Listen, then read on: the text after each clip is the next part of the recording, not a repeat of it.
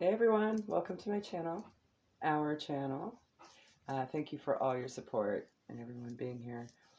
I'm very amazed and feel blessed at the growth this channel is having, and I'm just glad it's helpful for so many. Um, so thank you for your likes, your shares, your subscribes, your comments, all your feedback.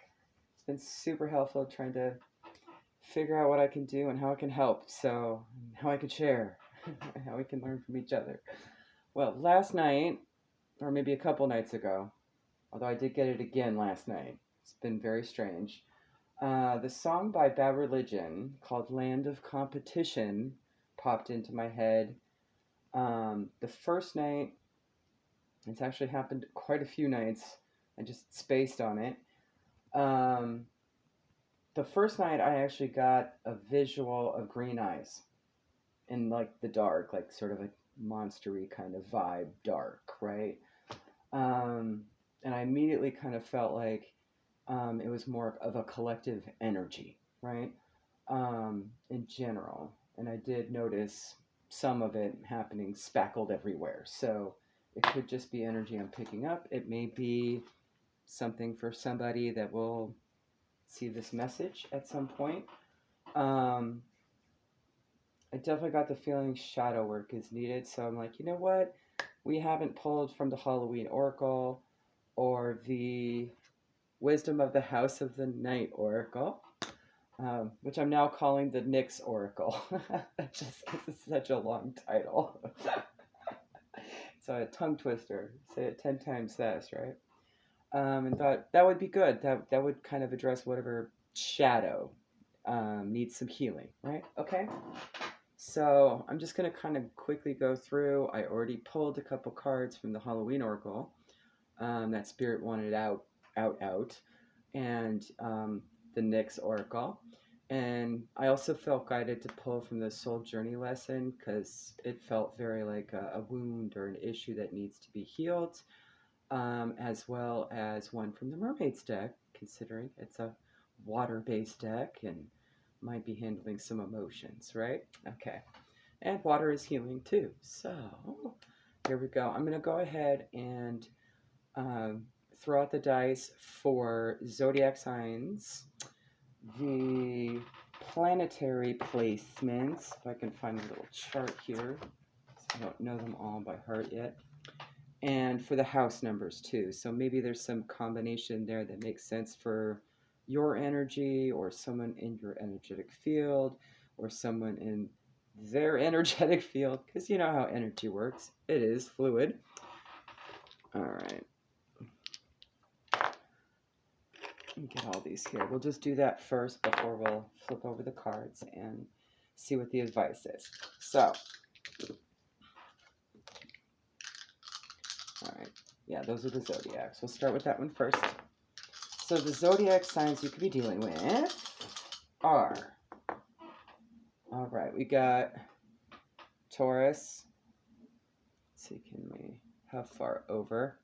I'm going to face it forward. Hopefully. No, we'll just put it up right there. All right. Taurus, Sagittarius, Virgo. Okay. And Aries. All right. Planetary placements. So it could be any one of these, any combination. We have Venus. I should know that one. The feminine symbol. We have Mercury. Okay. So it could be love, communication. We have Saturn, which is both tangible and spiritual. All right, and we have we have North Node. There we go. Which is also where your soul wants you to go. That is your purpose, your path. House numbers, or it could also be months, however this resonates for you. Okay. We have the number 6. We have the number 8. We have the number 3. And we have another 8. 88 also. There we go. So, let's start with the Halloween oracle. I won't read the whole thing, I'll just sum it up. We have forgiveness, reducing burden, and spider, community, and web weaving. I will go ahead and start with spider. I like that card. It helps me get over arachnophobia a little easier every time I see it. Grab some sage tea. All right, spider, community and web weaving. She spins her silk alone in the dark with hope of collection, sticky with dreams, weaving the worlds a wide web of connection. And we know all the history. We've done that one before. Spiders' webs can be seen as a symbol of connection, not necessarily entrapment. There's a fine line sometimes between a family or community supporting us and controlling us.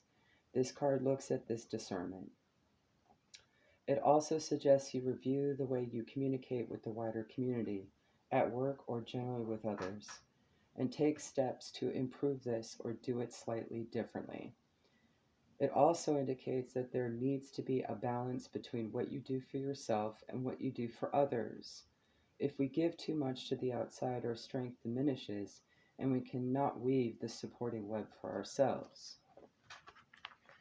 Forgiveness, reducing burden.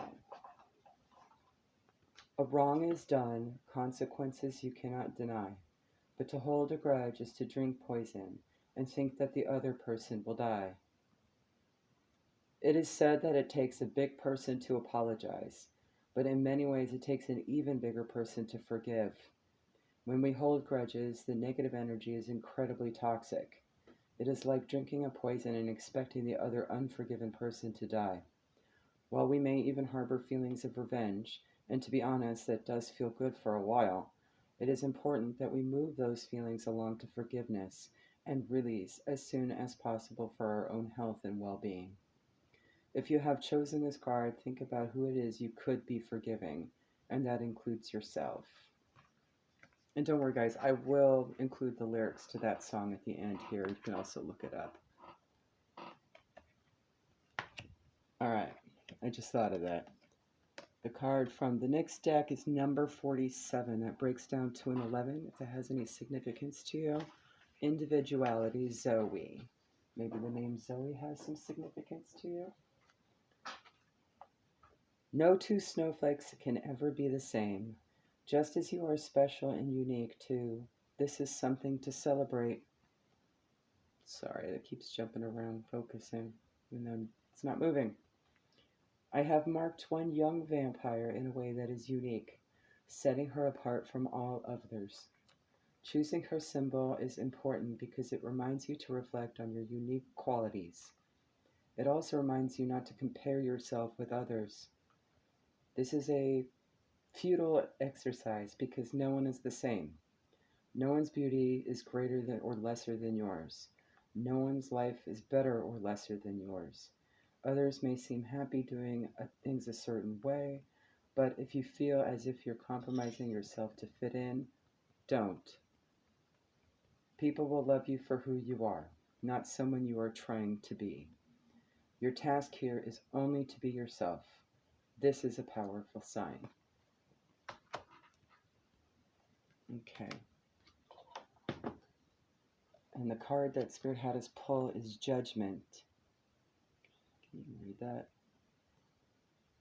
It's also purple, so this may also be relative to your crown or your third eye chakra. Or perhaps it's a color that this situation reminds you of. Like it's a favorite color. I understand that everyone has their own unique path and challenges. Okay. We are all spirit. The core lesson is to look past the illusions of the physical and see self in everyone. The lesson we all have chosen in these lifetimes is love. Every soul has chosen its own struggles, and your task is not to judge, but to assist. By diminishing others, you diminish yourself.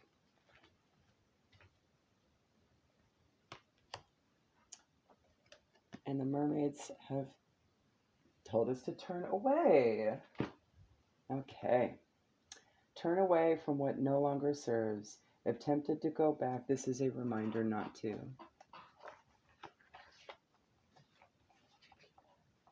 Turn away or turn your back on a situation that isn't serving your highest good.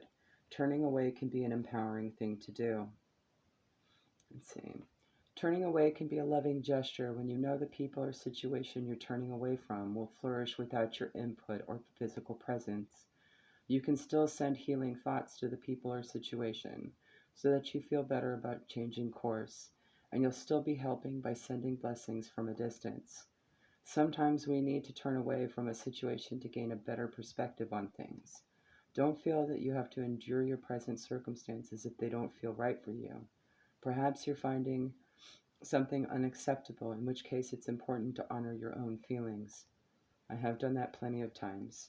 I know a lot of times people say things in haste or do things in haste, and it feels like it's against you.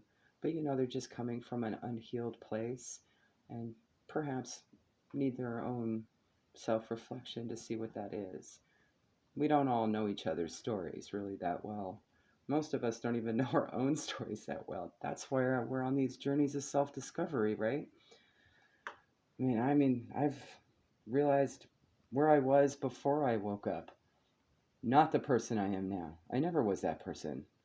I've become more evolved, and I've realized what I can do, and I'm still realizing new things all the time and trying to figure out how to help and use it, and so this definitely feels like it's a judgment issue with the green-eyed monster in the land of competition. Now I see where we're going.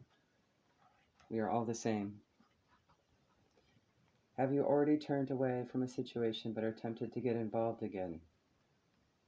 If this resonates with you, think long and carefully before backtracking. Try to recall the reason you turned away in the first place. Time has a habit of blurring our memories, so take off those rose-tinted glasses before making any major decisions in relationship to this. Beautiful. I agree, and I'm feeling compelled to actually do a Frida. She's quick, she's simple. I know I don't want to make this video terribly long, and then I'll have to actually look up the lyrics for you guys. You know what? I'll put it in the description box for you, okay? Or pin a comment. There we go. That'll be better. I still don't know how to link a video to the end of the video. I'll eventually figure that out. If you know how to do it, drop it in the comments. Although you can pretty much find it for free. Bad Religion, Land of Competition. And of course, Frida would have to fall on the floor, wouldn't she? All right. We have, you are infinity being defined through the impact of your creative spirit and motion. So what I'm getting from that is, you are unique. And you have, come on there. Beautiful. Okay. So you can see it. You don't need to compare yourself to anyone. You're your own unique awesomeness. Own that shit. Love you guys. Bye.